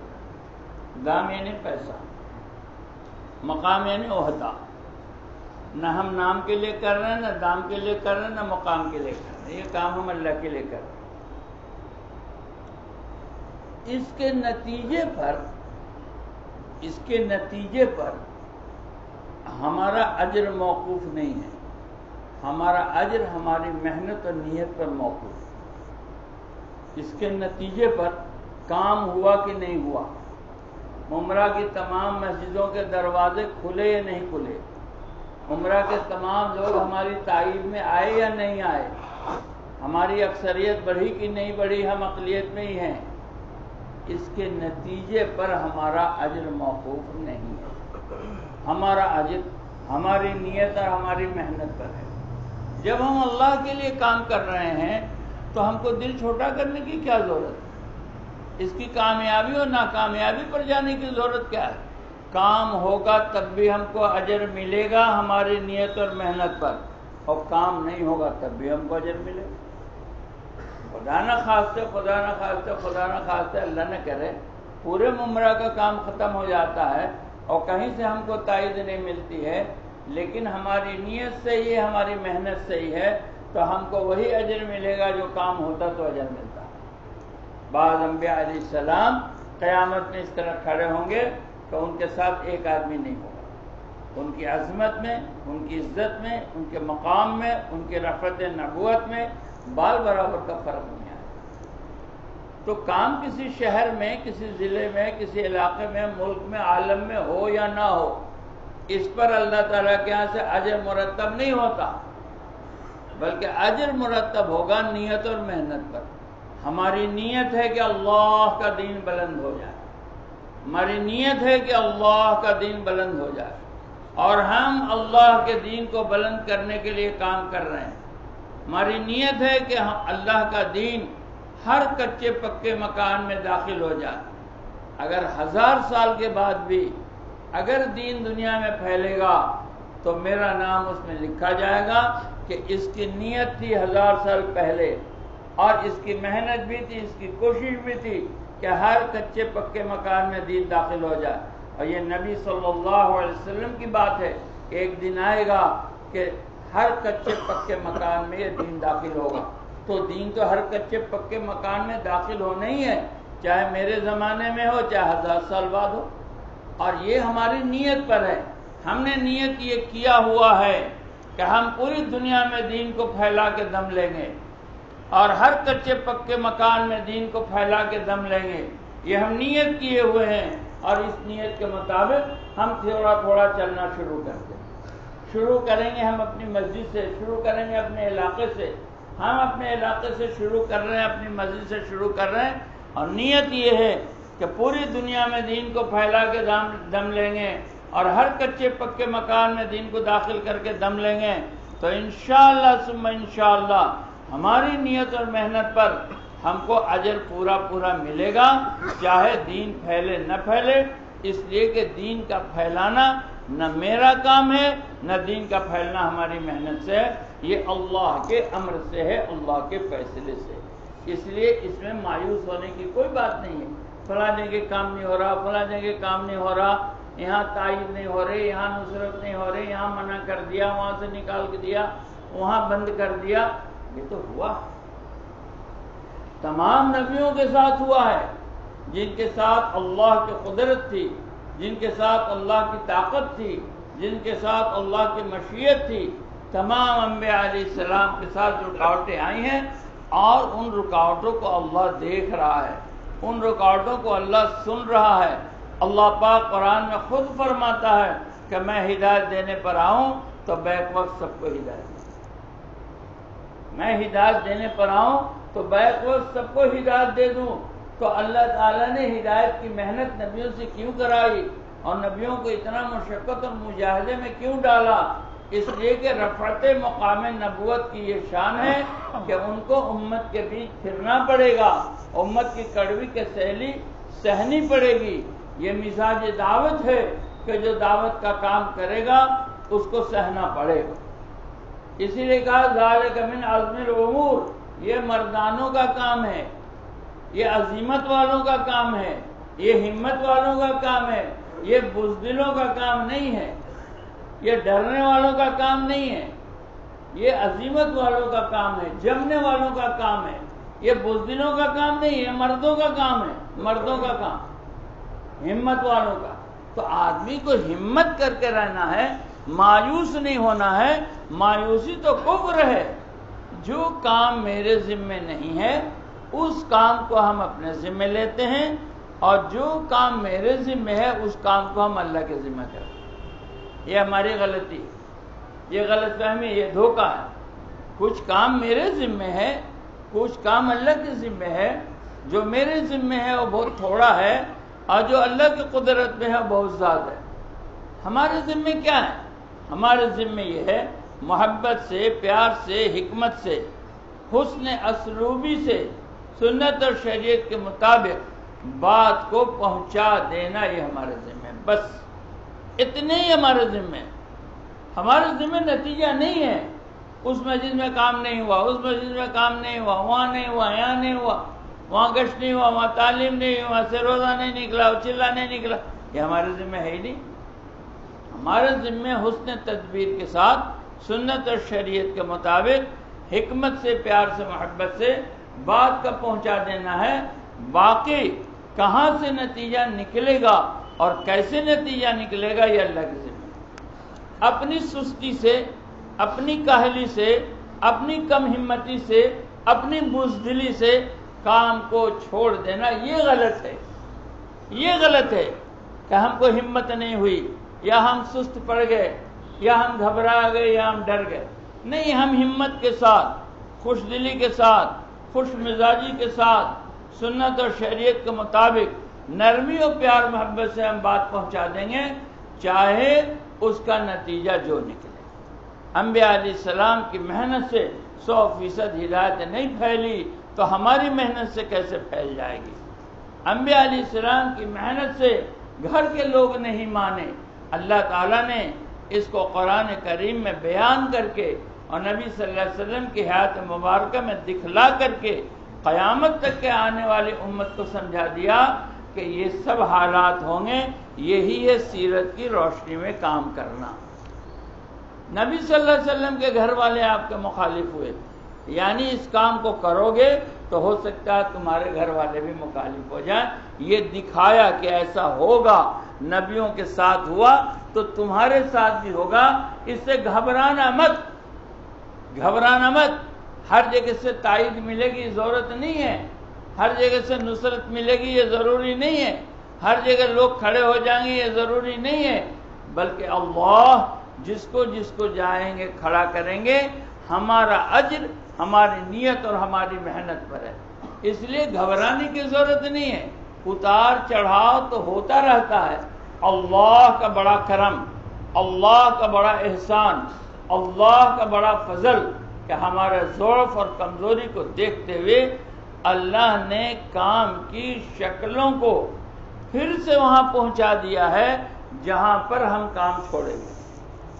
شکلیں پہنچ گئی ہیں، اس میں رنگ بھرنا باقی۔ دنیا کے تقریباً 100 ملکوں میں پھر سے دوبارہ کام شروع ہو گیا ہے جہاں کام ہو رہا تھا۔ اکثر مساجد کے دروازے کھلے، اکثر ملکوں کی جماعتیں پڑوس میں آ رہی ہیں، ہمارے ہاں تو مشکلات ہیں، اور ملکوں میں جماعتیں جا رہی ہیں الحمدللہ، اور لوگوں کی تائید، لوگوں کی نصرت، لوگوں کا ساتھ کہ ملکوں میں لوگ جب مشورے میں ہم لوگ بیٹھتے ہیں تو بات آتی ہے کہ کن کن ملکوں میں کیا کیا کام ہو رہا ہے۔ ابھی امریکہ کا اجتماع ہوا، الحمدللہ 5000 لوگ جمع ہوئے امریکہ کے اجتماع میں، اللہ کے فضل سے۔ لاک ڈاؤن بھی ہے، کورونا بھی ہے، یہ بھی ہے، وہ بھی ہے، 5000 لوگ جمع ہوئے اور تقریباً 100-125 جماعتوں کی ترتیب بنی۔ کچھ نقد نکل گئے اور کچھ نکل رہے ہیں، ان کی تاریخیں طے ہیں۔ اسی طرح سے اور ملکوں میں بھی جوڑ بھی ہو رہے ہیں، اجتماع بھی ہو رہا ہے، جماعتیں بھی جا رہی ہیں، تو کام اپنی پرانی شکل پر آ گیا ہے۔ بس یہ ہے کہ اب یہ دھیرے دھیرے چلنا شروع کیا ہے، یہ لاک ڈاؤن کی وجہ سے متاثر ہوا ہے، ورنہ مستقل اسفار ہو رہے ہیں اور جماعتیں بن رہی ہیں۔ 3-3 لاکھ خرچے کی جماعتیں بن رہی ہیں، لاکھ کی خرچے کی جماعتیں، 2 لاکھ کے خرچے کی جماعتیں دنیا کے ملکوں میں جہاں جہاں کورونا کی وجہ سے راستے بند تھے اب کھل رہے ہیں۔ تو یہ ہمت کی بات ہے، ہمت کی بات ہے۔ میں تو اس لیے یہ عرض کر رہا ہوں کہ نبی ہوا تو میرا کیا گیا، میرا کچھ بھی نہیں گیا، اس میں مایوس کیا ہونا ہے؟ اللہ نے ہم کو تھوڑی اس کا مکلف بنایا ہے کہ پوری دنیا والوں کی ہدایت کیوں نہیں بانٹ دیا۔ کوئی نبی ہدایت بانٹنے کے لیے نہیں آئے، اور نبیوں کو کیسے کیسے تکلیفیں مشقتیں اٹھانی پڑی، ہمارے ساتھ تو وہ بات بھی نہیں ہے۔ ہم تھوڑی سی ہمت کریں گے دروازہ، ابھی ہم لوگوں کا سفر ہوا ہے کئی اضلاع کا، ابھی آ رہے ہیں کئی اضلاع کا سفر کر کے، کیا آپ کو کارگزاری بتاؤں، عجیب کارگزاری ہے۔ اور اسی کو روشنی میں میں نے بات کی ہے، جو سفر کیا ہے اس کی کارگزاری کی روشنی میں بات کیا ہے۔ ایسی گھنگھور گھٹا گھر کے آتی تھی کہ لگتا تھا کہ بس اب برس گیا، اب برس گیا، اب کیا ہو جائے گا، اب کیا ہو جائے گا، ہم لوگ پہنچنے سے پہلے، اور جیسے ہم لوگ پہنچے سب صاف۔ کہیں ایک جگہ بھی ہمارے مجمع میں، اجتماع میں، مجلس میں کسی ایک آدمی نے آ کے نہیں کہا ہوگا کہ یہ کیوں ہے، یہ کیسے۔ جیسے جیسے ہم لوگ بڑھتے گئے راستہ کھلتا گیا کھلتا گیا کھلتا گیا، اور ڈر کے سہم کے رک جاتے تو رک جاتے، وہیں راستہ بند رہتا۔ ہم لوگ چلتے گئے راستہ کھلتا گیا، چلتے گئے راستہ کھلتا گیا، ہر جگہ سے نقد جماعتیں نکلی، ہر جگہ سے۔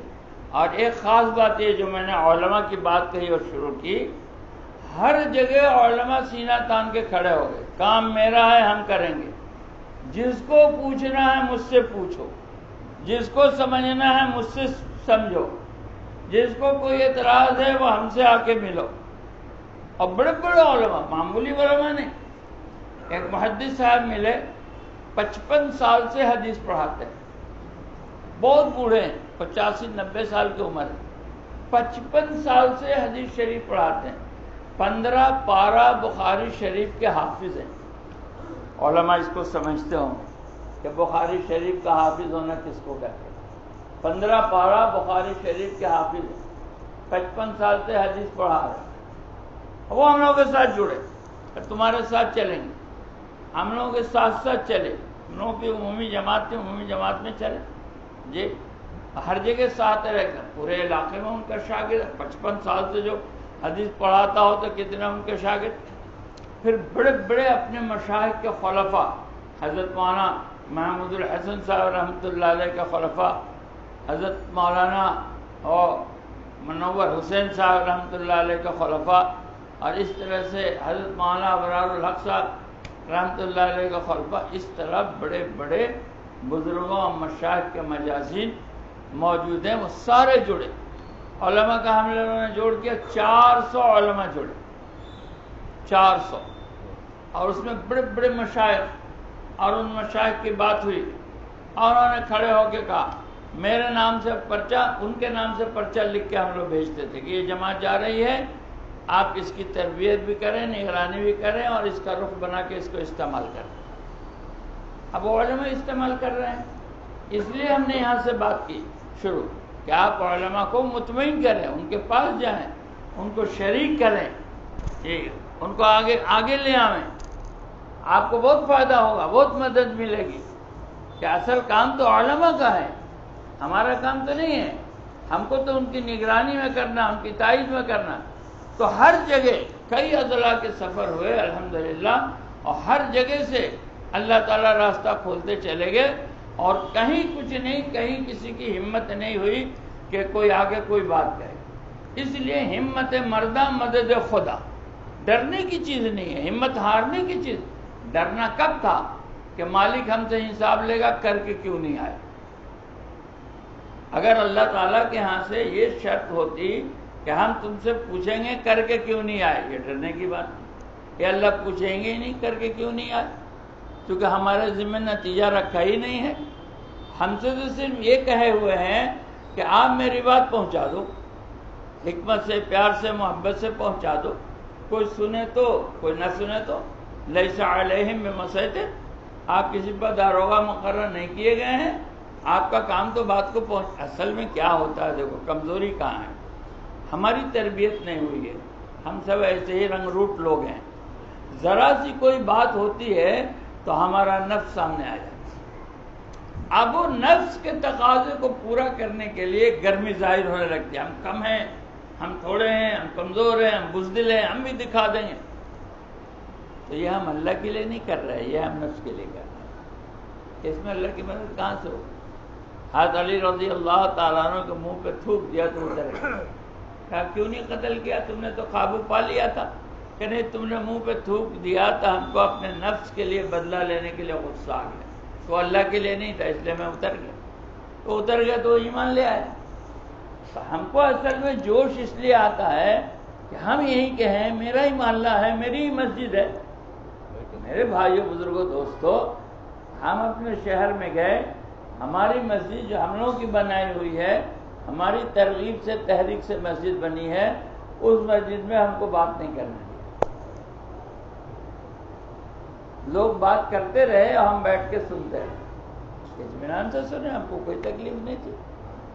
بات کرنے والے آئے، وہ سب تو ہمارے جاننے ہی والے تھے، وہ آگے پھر سلام مصافحہ کیے، ملے، بیٹھے، ہم کو بہت اچھا۔ کئی جگہ ایسا ہو، کوئی بات نہیں، آر کی کیا بات ہے؟ اللہ تعالیٰ ہمارے اندرون کو دیکھتے ہیں، تم کتنے بنے ہوئے ہو، کتنے بگڑے ہوئے، میرے لیے کر رہے ہو کہ اپنے نفس کے لیے کر رہے ہو؟ میری رضا مقصود ہے یا نفس کی رضا مقصود ہے؟ اگر نفس کی رضا مقصود ہے تب تو آدمی مقابلے پر آئے گا، اللہ مقابلے کے لیے کہہ ہی نہیں رہے، لا تکلف الا نفسک، آدمی اتنی ہی کرے گا جتنا ان سے ہو سکے گا۔ آپ خود کیجئے، لوگوں کو ترغیب دیجئے جتنا ہو سکے۔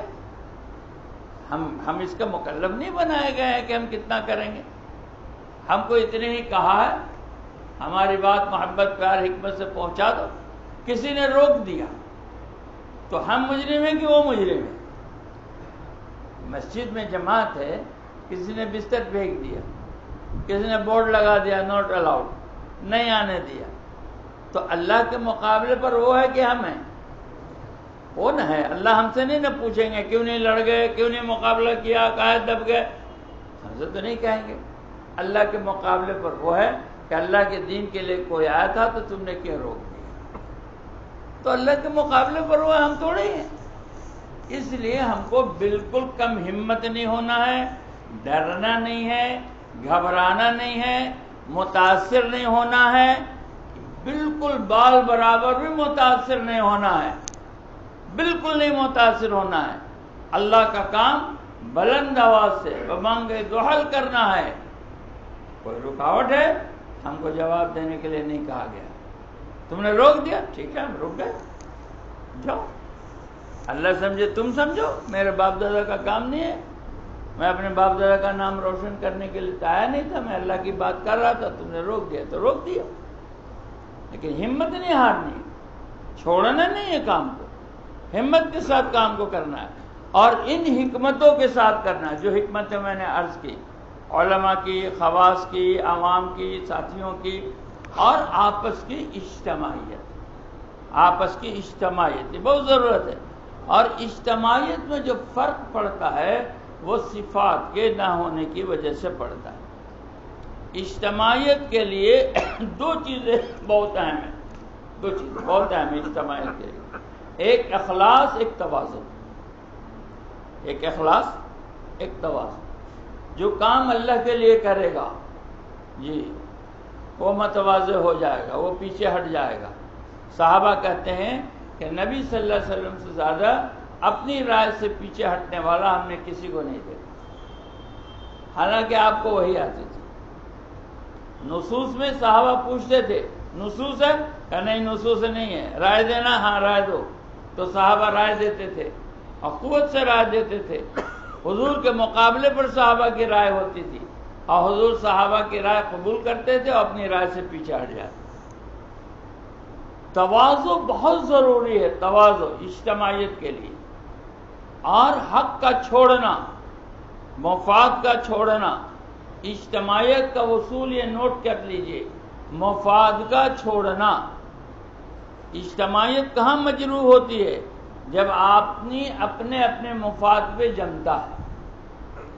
مفاد کا چھوڑنا، مفاد چھوڑنا یہ اخلاص ہے، اخلاص ہے کہ ہم نے اللہ کے لیے کیا اس لیے ہم نے مفاد چھوڑ دیا، یہ اجتماعیت کی بنیاد ہے۔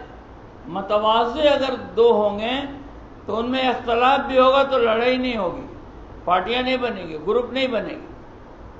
اور تواضع کیا ہے کہ تواضع یہ ہے کہ اپنے کو آدمی کمتر سمجھے دوسرے کے سامنے،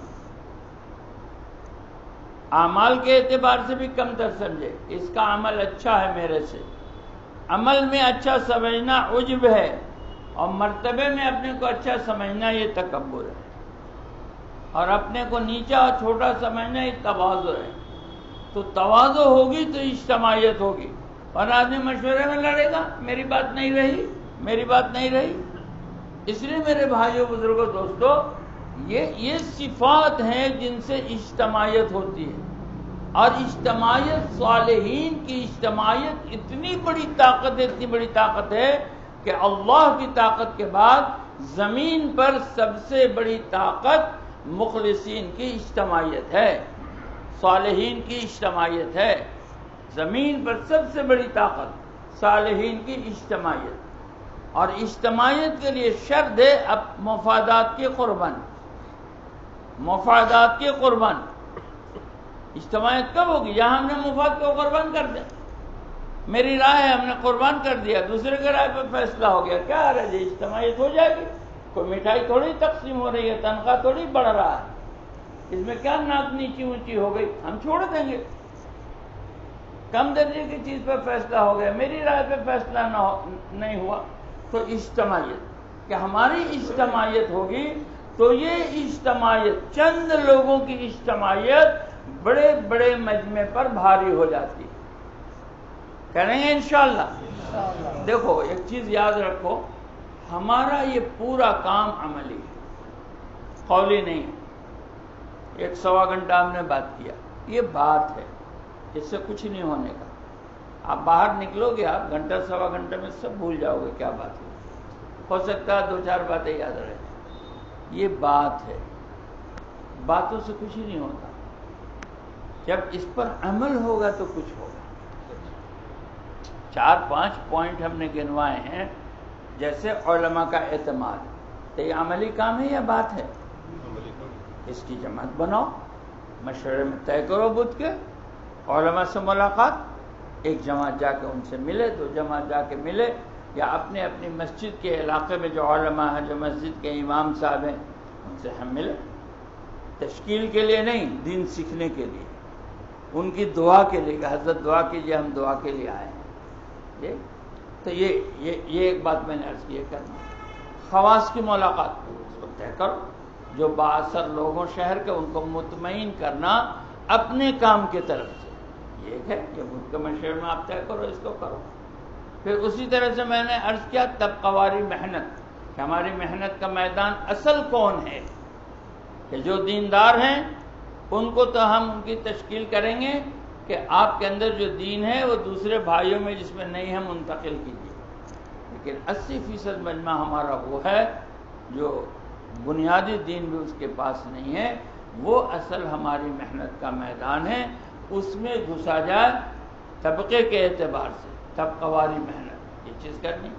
پھر میں نے عرض کیا اس کی قبولیت کے لیے اضطراب، بے چینی، مستر ہونا اور رونا، اس پر کتنا عمل ہو رہا ہے؟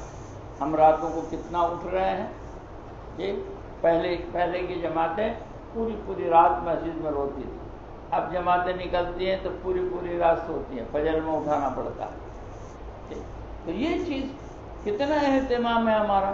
ہم جب مقام پر ہیں، اگر ہم فجر پڑھنا چاہتے ہیں تو ہم کو تہجد پڑھنا پڑے گا، ہم تہجد نہیں پڑھیں گے تو ہم فجر نہیں پڑھ سکتے۔